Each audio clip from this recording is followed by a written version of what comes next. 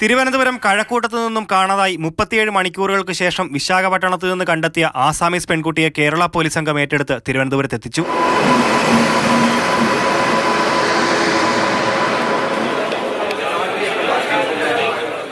കുട്ടി കേരള പോലീസ് സംഘത്തോടൊപ്പം വീട്ടിലേക്ക് വരാൻ സന്നദ്ധത അറിയിച്ചതിനെ തുടർന്നാണ് Kazhakuttam S I Ranjith VS അടങ്ങുന്ന 4 അംഗ സംഘം കുട്ടിയുമായി വിശാഖപട്ടണത്ത് നിന്ന് തിരിച്ചത്.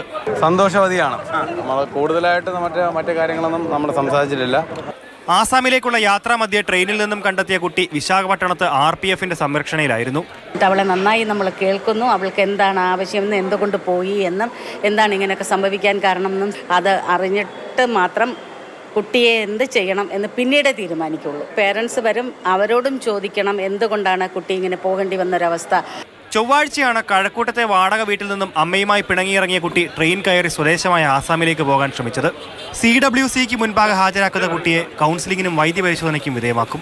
തുടർന്ന് 12 മണിയോടെ CWCയുടെ പ്രത്യേക സിറ്റിംഗ് ഉണ്ടാകും.